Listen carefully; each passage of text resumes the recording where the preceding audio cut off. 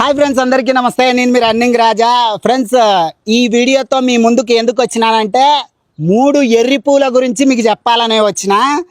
ఈ మాట నేను ఎందుకు అంటున్నానంటే, రీసెంట్గా నేను బిగ్ బాస్ అగ్ని పరీక్షకు అప్లై చేసుకుంటే నేను సెలెక్ట్ అయ్యి స్టేజ్ మీదకి ఆడిషన్ పోయినా. ఆ ఆడిషన్ వీడియో జియో హాట్‌స్టార్లో నిన్న రాత్రి 12 గంటల తర్వాత రిలీజ్ అయింది. ఆ వీడియోని చూసిన వాళ్ళు రివ్యూ చెప్పినారు. ఆ చెప్పిన 3 పువ్వులు ఎలా చెప్పినారు, ఎవరన్నది ఈ వీడియోలో మొత్తం మాట్లాడుకుందాం. ఆగస్టు 6వ తారీఖు అయితే నా ఆడిషన్ జరిగింది. సాయంత్రం మా దగ్గర సెల్లులు అయితే లేవు. 5:30 6 గంటల అప్పుడైతే నన్ను లోపలికి తీసుకుపోయినారు. స్టేజ్ మీదకి పోయిన తర్వాత నేను అందరికి హాయ్ చెప్పి నమస్తే చెప్పిన తర్వాత నువ్వు ఎక్కడి నుంచి వచ్చినావని నవదీప్ గారు అడిగినారు. అడిగితే నేను కర్నూలు జిల్లా కోడుమూరు మండలం కనీసం బస్సు సౌకర్యం లేని ఎర్రదొడ్డి అనే విలేజ్ నుంచి వచ్చినాను. నేను చిన్న రైతు కుటుంబంలో పుట్టిన. నేను పుట్టిన తర్వాత నాకు 3 సంవత్సరాలు, మా చెల్లెలకు 7 నెలల పాప. అప్పుడు మా అమ్మ చనిపోయింది. మా అమ్మ చనిపోయిన ఏడాదికే మా నాయన మళ్ళీ పెళ్లి చేసుకొని పక్క కాపురం పెట్టిండు. సో అప్పటి నుంచి మా జేజీ నాయన మమ్మల్ని సాకినారు. నన్ను అయితే 5వ తరగతి వరకు బడికిర్చినారు. 5వ తరగతి అయిపోయిన తర్వాత మా ఇంటి పరిస్థితులు బాగాలేక మా ఇల్లు గడవడం కష్టమయ్యి నన్ను కూలి పనికి అయితే వేసినారు మా జేజీ నాన్న. అప్పటి నుంచి నేను కూలి పని చేసుకుంటూ ఆ ఊరు ఈ ఊరు బతకనిగా పోయి, సో ఆ తెచ్చిన డబ్బులతో మా ఇంటిని పోషించుకుంటూ నా చెల్లెలు పెళ్లి చేసిన తర్వాత నేను పెళ్లి చేసుకున్నా. సో ఇప్పుడు నా జీవనాధారం కోసం నేను వ్యవసాయం చేసుకుంటూ నా ఇంటిని గడుపుకుంటున్నా. అట్లనే నాకుండే యాక్టింగ్ పిచ్చితో, నాకుండే యాక్టింగ్ ప్యాషన్తో నేను ఒక కంటెంట్ రాసుకొని చిన్న రీల్స్ చేసుకుంటా. ఏదన్నా సినిమా అవకాశం కానీ, షార్ట్ ఫిల్మ్ అవకాశం కానీ ఏమొచ్చినా సద్వినియోగం చేసుకొని నా టాలెంట్తో నేను ముందుకెళ్తూ నేను నా జర్నీ సాగిస్తున్నానని చెప్పిన. అంటే నువ్వు రైతు కుటుంబంలో పుట్టినావు అని అన్నావు కదా, ఆల్రెడీ మేము రైతు కోటాలో ఒకరిని తీసుకున్నాము. నీది ఇంకా ఏదన్నా యూనిక్ టాలెంట్ ఏమన్నా ఉందా అన్నారు.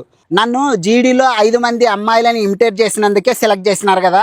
సో నేను అప్పటికప్పుడే ఏదైనా కూడా ఫన్ చేయగలుగుతా, ఎవరినైనా కూడా ఇమిటేట్ చేస్తా అంటే జ్యూరీలుండి సరే శ్రీముఖి గారిని ఇమిటేట్ చెయ్యి అన్నారు. నేను ఆమెలాగా మేకప్ లిప్టిక్ వేసుకొని ఆమెలాగా ఇమిటేట్ చేయడానికి ప్రయత్నించిన. ఏమ హట్ అయిందో నాకైతే తెలియదు, కానీ నేనైతే వాళ్ళు ఫన్ చేయమన్నారని ఫన్ చేసిన. సో ఆమె అది ఎట్లా తీసుకుందో నాకు తెలీదు. ఆమె స్టేజ్ దిగి వెళ్ళిపోయింది. ఇది నిన్న జియో హాట్‌స్టార్లో రిలీజ్ అయిన వీడియో. సో ఈ వీడియో చూసినాక 3 ఎర్రి పూలు ఎలా మాట్లాడినారో ఇప్పుడు మీకు వినిపిస్తా, చూపిస్తా. స్క్రీన్ మీద వేస్తున్నా చూడండి. ఫస్ట్ ఎర్రి పువ్వు ఎవరో మీరే చూసేయండి. రన్నింగ్ రాజా వచ్చిందయ్యా. ఎవరైనా ఏమైనా అంటే పెడతా పిత్తు వచ్చింది అభిజిత్తు. ఏంది పిత్తి, ఏంది వాసన, ఏంది కంప వాసన, నువ్వు ఏంది ఏం పిత్తడానికి వచ్చినవయ్యా నువ్వు? శ్రీను 65 అన్న, ఎవరైనా నన్ను ఏమన్నా అంటే వాళ్ళకు పెడతా బిత్తు. ఇప్పుడు వచ్చేసిండు అభిజిత్. అంటే కర్నూలు రాయలసీమలో బిత్తు అంటే భయం. ఫస్ట్ అది తెలుసుకో. బిత్తుకి పిత్తుకి తేడా తెలకుండా రివ్యూ చెప్తావేమన్నా? నాకైతే నచ్చలేదు అబ్బా, ఏమన్నా నాకు నచ్చలేదు పర్సనల్ గా. నెమలి నాట్యం కనులకు బిందు వచ్చింది బిందు. ఓకే, నెమలి నాట్యం చేస్తే అందరి కనులకు విందు వచ్చింది మా బిందు అన్న. ఇది కూడా చక్కగా చెప్పలే నువ్వు. 3 డైలాగులు చెప్పిండు, లింక్ చెప్తున్నా అని చెప్పి 3 డైలాగు. ఇది అసలు సిసలైన డైలాగు. ఆ డైలాగు నీకు చెప్పనీకనే రాదు, ఎందుకంటే నీకు అంత నోరు తిరగదు కాబట్టి. ఆ డైలాగు ఏందో నేను చెప్పనా? మనందరిలో జోసు రావాలంటే కావాలి మనకు ఎంటర్టైన్మెంట్, కానీ ఎంటర్టైన్మెంట్కే జోసు కావాలంటే రావాలి మన నవదీప్ అన్న. అది మ్యాటర్. అరిసిండు శ్రీముఖి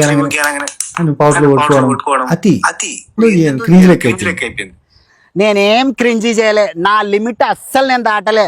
శ్రీముఖి గారిని అక్క చెల్లితో సమానమే పిలిచిన. నువ్వు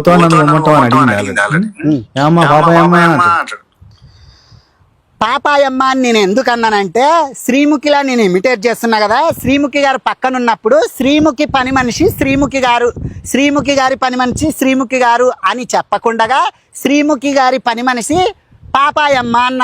ఆ సెన్సే నేను అనింది.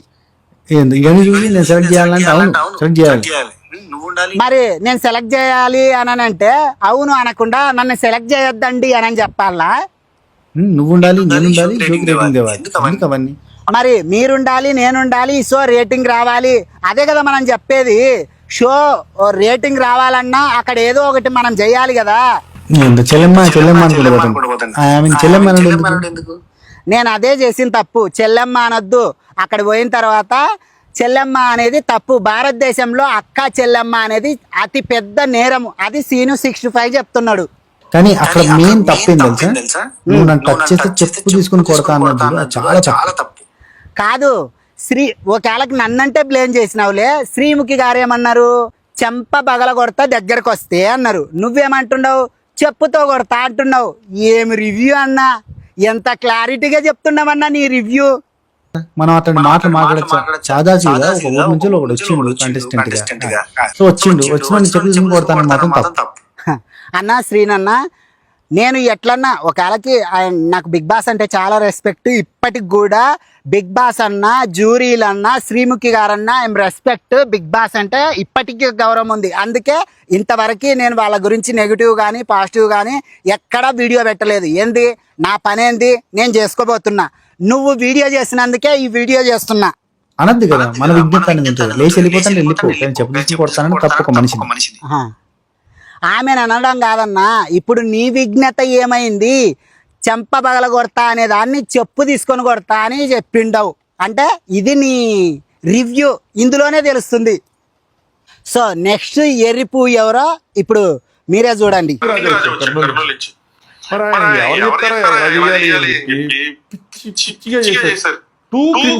నేను గ్రూప్ డిస్కషన్ లో అమ్మాయిలని ఇమిటేట్ చేసినందుకు నన్ను సెలెక్ట్ చేసినారు. అక్కడ కూడా స్టేజ్ మీద శ్రీముఖి గారిని వాళ్ళు చెప్తానే చేసిన.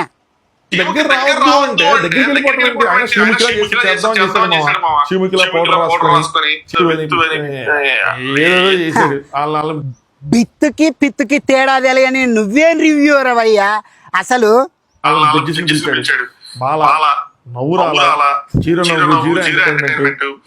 నిన్ను చూస్తే అసలు నీ రివ్యూ చూస్తేనే అర్థమైపోతుంది నువ్వు ఎంత క్లారిటీగా చెప్తున్నావో.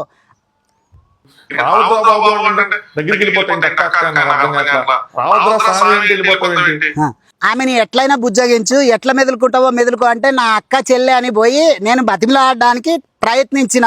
ఆమె టచ్ కూడా చేయలేదు. దూరం నుంచే మా ఇంటి ఆడబిడ్డలాగే అక్క చెల్లి అని సంబోధించుకుంటేనే నేను మాట్లాడడం జరిగింది.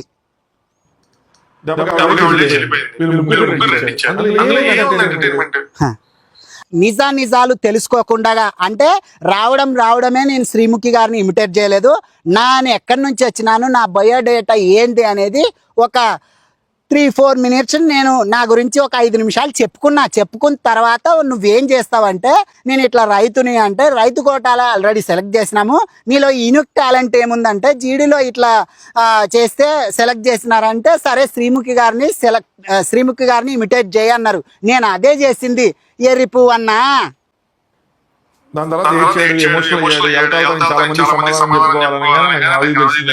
మరి నేను అక్కడ యాక్టింగ్ చేయడానికి పోలేదన్నా.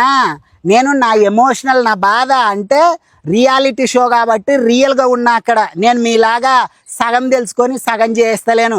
కక్కిన కూటికి కుక్కలు ఆశపడతాయి, కానీ కుక్కల కంటే అధ్వానంగా మా లాంటి వాళ్ళ మీద రివ్యూ చెప్పి బతుకుతున్నారు. మీదేం బతుకన్నా ఛీ. ఇప్పుడు నెక్స్ట్ ఎర్రిపు ఎవరంటే అన్నా, జబర్దస్త్ స్కిట్ లాగా చేస్తే తీసేసుకుంటారని నేను అనుకోలే. ఫస్ట్ నా బయోడేటా నేను ఎక్కడి నుంచి వచ్చినా నాదేందనేది 5-6 నిమిషాలు ఫస్ట్ వాళ్ళకి చెప్పిన. రైతు కోటాలో ఆల్రెడీ సెలెక్ట్ చేసుకున్నాము, నీలో ఇంకా ఏదన్నా యూనిక్ టాలెంట్ ఏమన్నా ఉందంటే నాకు యాక్టింగ్ అంటే ఇంట్రెస్ట్, నేను ఎవరినైనా కూడా అప్పటికప్పుడు ఇమిటేట్ చేయగలుగుతాను అన్నదానికే ఆమెను ఇమిటేట్ చేయమని చెప్పిన దానికే నేను చేసిన.